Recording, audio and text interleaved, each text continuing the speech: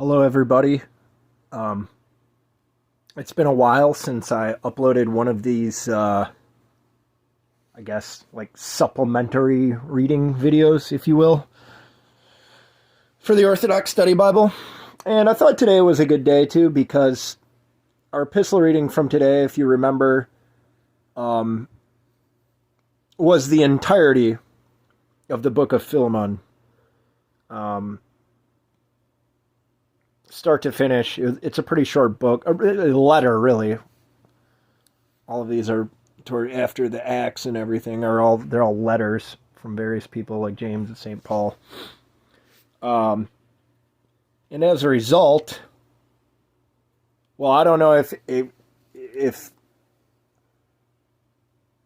we venerate Saint Philemon in our Synaxarion today because the reading of this entire letter landed today, or if we read the entire letter today because we venerate Saint Philemon today. I'm not sure whether the chicken or the egg came first in this instance. I'm not that versed in church history, but nevertheless, this seems to be kind of Saint Philemon's day. We hit his whole letter, and he is, if you are aware, in a Synaxarion is being venerated today.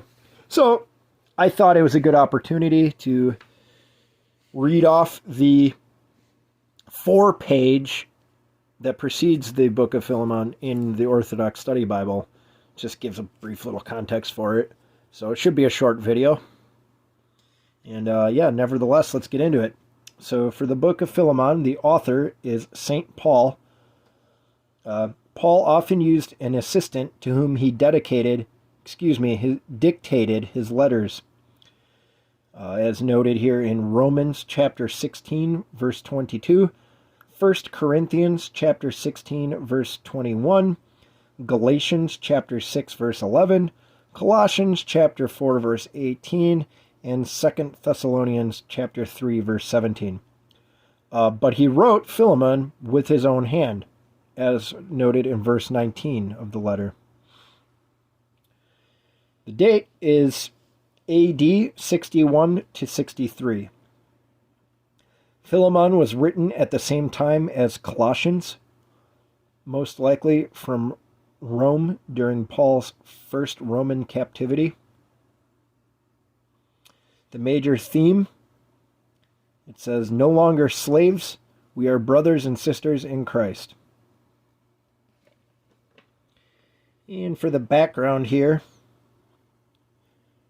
Philemon, which is Greek for affectionate, had been converted by Paul, as noted in verse 19, and was a member of the church in Colossae.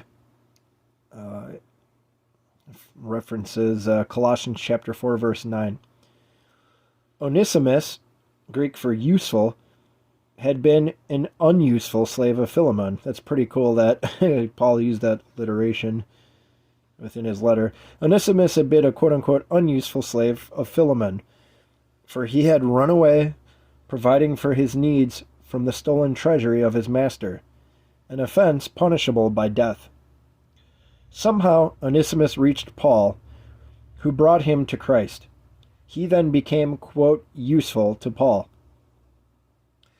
According to Roman law, Onesimus still belonged to Philemon. So Paul sent Onesimus back to Colossae with this letter under the care of Tychicus, who was also carrying the letters to the Colossians and the Ephesians. Interesting. Paul urges Philemon to receive Onesimus with forgiveness as a brother in the Lord, and hints that he would not be displeased if Philemon released Onesimus from bondage in order to free him for service to Paul. According to ancient tradition, Philemon was consecrated bishop of Colossae and later martyred. Onesimus may be the same Onesimus whom Ignatius mentions as bishop of Ephesus 40 years after this incident. Also interesting. Well, yeah, I'm happy I read this off. That kind of makes today's reading that I uploaded this morning, yeah, it makes a lot of things make more sense now. So I hope you guys enjoyed that as well as I did. And as always, please stay subscribed to my channel to get all of the other daily readings. And please keep me a sinner in your prayers. Thank you.